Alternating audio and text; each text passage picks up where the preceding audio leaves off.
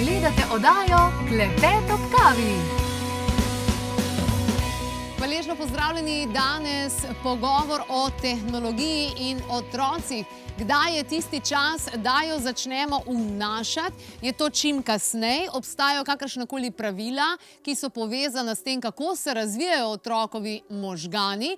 Oziroma, ali bi bilo bolje, da sploh nobene tehnologije? Ampak kako se bomo potem znašli v tem sodobnem svetu, ki je vse bolj odvisen od tehnologije? Vse to me vsekakor zanima, vse to mi spodbuja radovednost, glede na to, da tudi sama sem v fazi, kjer, no, na nek način sem že mamica, ampak ne še čist, ne. Kakorkoli, Iztok Kordiš je danes v naši družbi, direktor Valdorfske šole Ljubljana. Lepo pozdravljeni, dobrodošli. Kako je pri vaših otrocih? Kdaj ste dali prvič, recimo, telefon? Ker imamo podatek, da je v Sloveniji to nekje pri 10,3 leta starosti. Mislite v šoli ali ne, pri vaših otrocih? Ja, pri vas doma. Je bilo to precej pozen. Aha. Moram reči precej pozen, sicer to je že dolgo nazaj. Moja starejša hčerka je stara zdaj 34 let. Tako da je to še v času, ko to ni bilo pametnih telefonov, v bistvu sploh še ni bilo. In tudi ta tehnologija je bila že precej v povojih, bi rekel, ampak moram reči, mogoče na začetku ena taka izkušnja, ki me je pa dala misel takrat. Ja? Namreč jaz sem se ukvarjal s tehniko, ne? Sem elektroinženir po poklicu, drugače v osnovi. In enkrat sem pozabil, v vrtec sem jo peljal, ampak sem zapeljal v službo, ker smo imeli ne sestanke. In potem nisem vedel, kaj ne naredim, in potem smo jo dali prvič, ne, mi nismo imeli računalnik ali televizije doma, za računalnik, in sem tam prosil tajnico, da naj da kakšne igrice ali pa kaj takega.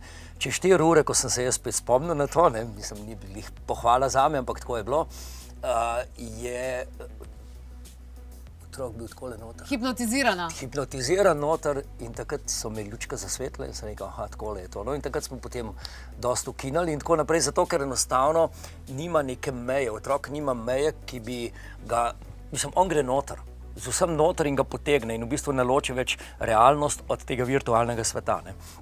In to je bilo daleč pred pametnimi telefoni, daleč pred, rečemo res, tem razmahom, ki smo mu zdaj priča noter. Zdaj pa seveda, kdaj ne, vsak bi rad imel pri tolikih letih, tolikih mesecih, takrat pa toliko minut, ne, mislim, kar je hecen, ne, v bistvu, jaz mislim, pravila ni, ne, pa zmišljujejo si zelo različne variante, Angleži imajo tako wait till late, ne, to se pravi, da prej sigurno ne, potem pa lepo počasi dozirano. Kaj s tem? Jaz bi rekel, osnovna stvar, ki se mi zdi tukaj zelo pomembna, je to, kaj pravzaprav mi hočemo pri otroku, ne. Okay. A hočemo enega zdravo osebnost, ki se bo razvijal nekako res v skladu na vseh nivojih, ali hočemo pač neko res ozko usmerjeno bitje, ki bo pač podvrženo in zunanjim vplivom in tako naprej. Zdaj pa, kar pomaga k temu razvoju otroka, sigurno vsi hočemo najboljše, ne. Ja. Če vidimo, pa moramo pa slediti. Če vidimo, da kaj pomaga, dajmo to delati, če pa vidimo, da škod, potem pa ne, sam čas je prepozno. Nisem še dobila dve, to so bili sami diplomatski odgovori. Jaz hočem bolj konkretno zdaj, a ne? Wait till late je bil konkreten. Ja, jaz razmišljam tako, a ne? Ja. Se pravi, tehnologijo otrokov v vsakem primeru želim predstaviti, zaradi tega, ker bo verjetno precej odvisno od nje. Vemo, v kakšnem svetu živimo. Absolutno. Moji prijatelji imajo doma Alexa, koliko časa, to, ono, tretje, ne? Skratka, jaz bi rekel, upajmo, glih to moramo paziti, da ne bo odvisen od nje, ampak da jo bo znal uporabljati. Tako. To se pravi, da bo on mojster tehnologije, ne pa tehnologija, da bo mislim, sužen tega. Ja. Ampak hkrati se mi pa zgodi, recimo grem v kavarnico, na nek čajček ali karkoli in vidim starša pri mizi, ki se želita pogovarjati, otroku data tablico in imata mir. Me pa kar malo zapeče v srcu. Ne samo malo, oreg. Kar malo zgubim dih. Upam, da sama ne bom taka. Ampak hkrati sem pa slišala tudi, da ljudje, ki so na področju tehnologije zares naredili veliko nekih novosti, inovativnosti in tako naprej, svojim otrokom ne dovolijo prav hitro, da grejo za računalnike pa za telefone. Seveda ne. Zakaj ne? A zakaj ne? Zato, ker je prevelika nevarnost, da ratejo odvisni. To je tisto, kar sem prej zgodbico povedal, ki je resnična, ne. Zakaj noter dejansko je se tako zelo hitro se razvija odvisnost. Začarajo, če nima ene realne izkušnje otrok, zelo pomemben je, katera izkušnja je ta prva. To se pravi, da otrok zna ločiti, da se najprej vidi, ok, tole je tale sveča ali je slika sveče. Se pravi, razlika, ne? Znana je tista zgodbica o surikatah, te male luškane žvalce, ki so imeli doma tak velik ekran, ne? In potem je bil otrok čisto razočaran, ker je to v naravi videl, ker tam so bile velike, ne? V resnici so to take majhne živalce. In potem v bistvu on ne ve, kaj je, ne? In potem, če je prvi stik virtualen, je to resničnost. To je resnično, ne? To se pravi, on zamenja. Mi imamo izkušnje. Mi imamo izkušnje s fizičnim svetom, imamo to in vemo, da je to. Otrok tega nima. In zdaj on raziskuje, išče, vse je zanimivo, vse ga potegne. In mi smo tisti, ki moramo zdaj dati neko mejo. In moramo vedeti, kaj lahko, pa kaj ne. Na vsak način mora biti, pri vsem tem se mi zdi, ne kaj otroka potegne. Ker to je tisto, otroka vse potegne. Kar se giblje, kar se to in to je tudi zračunano in vse tako naprej, to obvladujejo, mi so pa tisti, ki moramo reči ne. Ampak ziher je neka minimalna meja, do tega padne. Jaz jo ne bi rad dejal, ker ne se to vsak sam odloči. Zakaj bi rekel, zame čim kasneje, tem boljš. Čeprav zmeraj rečemo vse v svojem času. Ampak 10,3 leta, a ni to vendarle malo hitro? Hitro, prehitro. Ja, seveda, ker ne, mislim, zame prehitro, jaz ne bom zdaj rekel, kaj je. Ampak sigurno je to prehitro za pametne telefone, to se pravi, kjer ima dostop do vsega, ker ne zna in tako naprej, ker nima nobenih, kaj bom rekel, mehanizmov. Vaša hči je zdaj stara 34 let, verjetno se boste počasi dal v druge vloge detka, pa tak naprej. Sem že. No, evo, iskrene čestitke. Ampak vendarle imate pa vi veliko otrok vendarle na Valdorfski šoli. Kako ste tam s tehnologijo? Absolutno tega ne propagiramo, ne pospešujemo, mislim, ne pospešujemo, da bi zgodna uporaba, je pa to, da imajo povsod doma. Mi ne moramo tega prepričati, da ne bi imeli otrok. Imate kakšna pravila v šoli v tem smislu, da ne smejo s telefoni, da ne smejo imeti računalnikov, tablic ali karkoli podobnega? Sabo? Ja. Ja, v šoli ne. To se pravi, prižgano ne, v šoli jih imajo, seveda. Odvisno od razrednika, kako se zmenijo, kdaj lahko prinesejo. Mislim, zaradi tega, ker en izgovor, ki je pri nas, je to, da pač ni šolskega okoliša in otroci seveda se vozijo, oziroma starši vozijo otroke in se morajo seveda dogovarjati, pogovarjati. Ampak to je izven razreda, izven šolskih prostorov. To se pravi, telefone imajo sabo. Želimo si, da bi jih bilo manj. Pravil še nimamo trenutno, zelo ostrih, se pa zelo dosti pogovarjamo o tem in tudi jaz mislim, da bomo kar mogli malo bolj ostro pristopiti, zaradi tega, ker drugače nekako ni meje. Mejo je treba bolj postaviti, samo če gremo kle samo na zavest ali pa na to, da bi. Seveda je pa to mamilo, je pa to dejansko vleče. Zmer je nekaj novega, zmer se nekaj dogaja, zmer je nekaj zanimivega. Je pa res, kaj pa zdaj koristno, to je pa zdaj zelo vprašanje. Kaj pa recimo, ne vem, razmišljam v tem, jasno mi je, ne želimo, da pride do odvisnosti, vemo, kaj se dogaja z dopaminom v telesu, vsakič, ko zazvoni telefon, vsakič, ko preleti neko sporočilo, vsakič, ko nekaj se karkoli zgodi, približno podobno, kakor v kazinoju, tudi vemo, zakaj je vse to.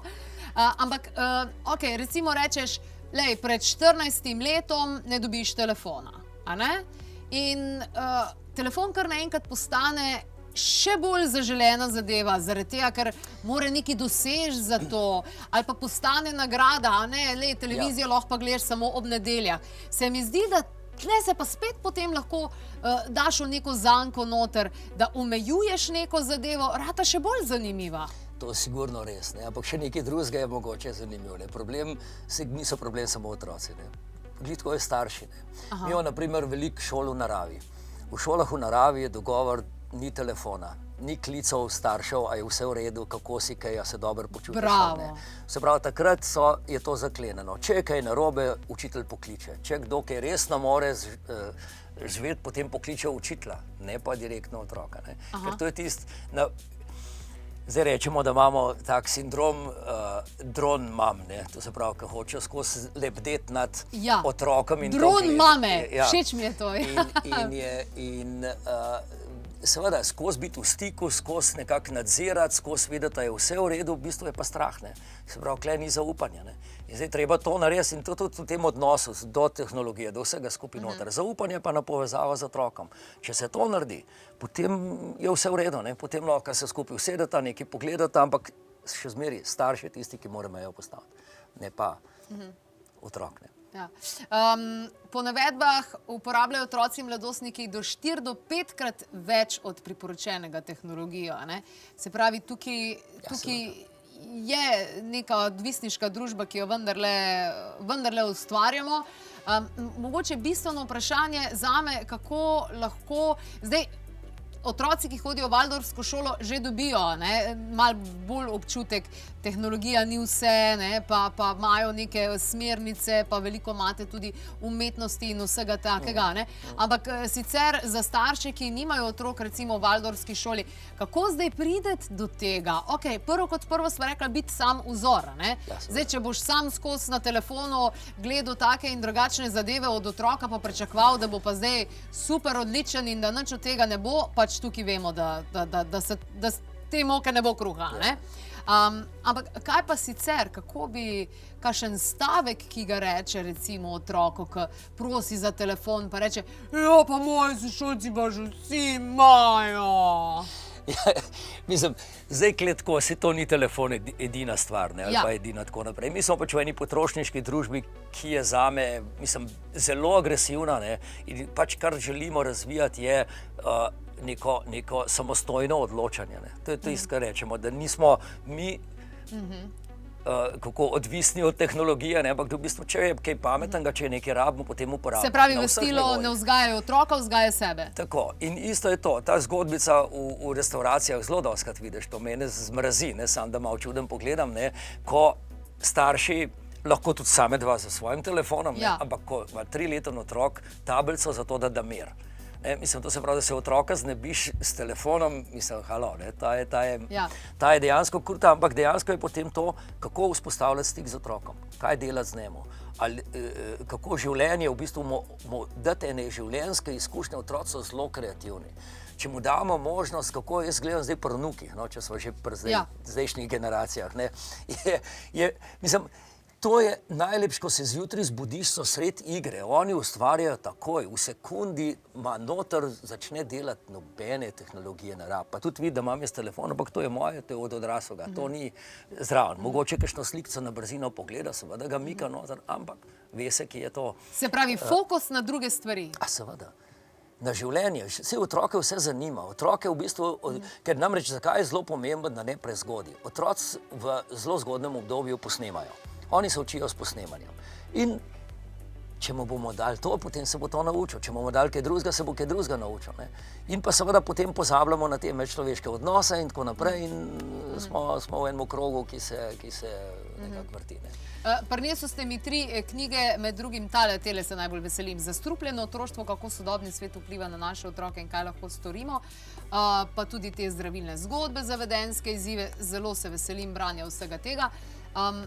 Tukaj notri vendarle zagotovo piše kaj, v tem smislu, kako zdaj to tehnologijo vključiti oziroma kako presežiti vse to, pa tudi zakaj to dejansko ni v redu.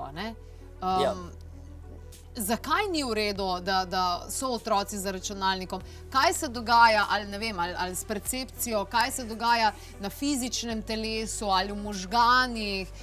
Kaj je tisto, kar mogoče ne vemo? Zdaj, to, kaj se v možganih dogaja, bojo drugi kaj bolj povedali. Ampak ker jaz nisem nevroznanstvenik, ampak sem pa poslušal par teh predavanj in tako naprej, ampak dejansko pridejo vsi do enakega. Za zdrav razvoj sinaps, to se pravi za razvoj inteligence in tako naprej, so pomembna prosta igra, gibanje, glasba, ampak petje in pa slikanje. Te 4 stvari so najbolj pomembne za zdrav razvoj otroka, za inteligenco. Se pravi, ne to, da bo čim prej in zanimivo je bilo, ne vem, kdo je že to rekel, zgodne računalništvo, samo center za vid se razvija pri temu, vse ostalo pa ne. To se pravi, te ostale sinapse in to na račun ostalega. To se pravi, dobivamo dejansko osebnost, ki se že v zgodnem otroštvu se potem oblikuje v kaj bom rekel, nezdravo, naprimer, ali pa manj zdravo, ali pa tako osebnost, ki je potem nagnjen seveda k odvisnosti od tega. Seveda je zdaj tako, vprašanje je, to je vse novo, to se razvija svetlobno hitrostjo, izkušenj s tem nimamo.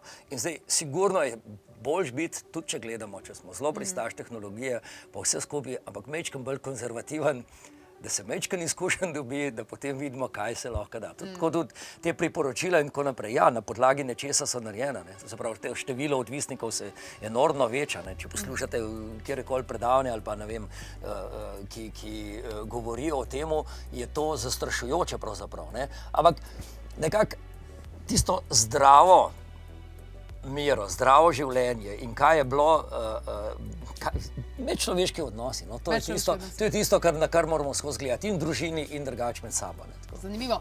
Mi smo tudi naša gosta povprašali, koliko oni dovolijo, ne?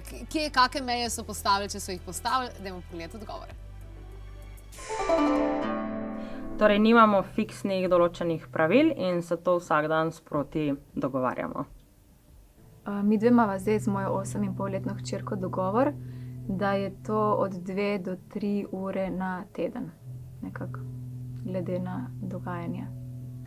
Odvisen, koliko imam sam energije. Če jo imam ful in se lahko ukvarjam z otroci, probam to minimalizirati, pridejo pa dnevi, ker sem toliko utrujen, da prižgem TV in da me čisto iskreno povem, briga, koliko so pred TV in sam, da imam mir. Danes sva govorila torej z Iztokom Kordišem, direktorjem oziroma direktorjem Valdorfske šole v Ljubljani. Torej, kar se same tehnologije tiče, kaj bi bilo tisto najbolj glavno, najbolj osnovno priporočilo vsem staršem? Jaz bi rekel, tako kot vsaka stvar, ima dobre in slabe lastnosti. Absolutno, tehnologija ima ogromno dobrih strani, ampak treba se je pa naučiti, kako uporabljati. Avto se moraš naučiti voziti, bicikl se moraš naučiti voziti, računalnik in ostalo se moraš pa tudi naučiti uporabljati. In zdaj pri temu, koliko za koga, kaj za koga, jaz si ne bi upal reči 10 let pa 3 mesece ali pa 15 let pa 3 mesece pa naprej, ampak sigurno ne bi s tem hitel, zato ker enostavno je treba otrok pri svojem razvoju more druge sile najprej razviti, za razvoj zdrave osebnosti rabi druge sile, od fizičnega razvoja do čustvenega razvoja, socialnih veščin in tako naprej, te socialne inteligence in zaradi tega je to toliko bolj pomembno. Eno stvar pa mogoče lahko za na konec dam eno slikco, ki je bila zelo taka lepa. To je tako, kot na enem morju si predstavljamo enega na surfu. Ne? In zdaj mi se ukvarjamo s tem, kako bomo jadro nagibali, pa kako ga bomo učili, ne, tehnike. Ne? Pozabljamo pa, da še nima kobilce. Ne? Kobilce je pa to je pa osebnost. Ne? To se pravi, ko je zgrajena osebnost, takrat šele lahko ti v bistvu vragolije z jadrom počenaš, ampak dokler tega nima, te bo pa odnašal. Super. Hvala lepa. Na klepetobkavi.si smo objavili tudi kar nekaj takih in drugačnih nasvetov, kdaj, v katerem delu dneva recimo sploh ni dobro uporabljati tehnologijo, tudi zaradi modre luči, ki vpliva na melatonin in tako naprej. In to so vsekakor navodila in priporočila, ki ne veljajo samo za otroke, ampak v prvi vrsti za vse starše. In potem se zgodi tisti domino efekt, da podobne rezultate oziroma posledično enako obnašanje dejansko starši opažajo tudi pri svojih otrocih. Pa seveda tudi priporočilo, da pri mizi recimo ni telefonov in tako naprej. Skratka, za sodobno starševstvo preverite na klepetobkavi.si.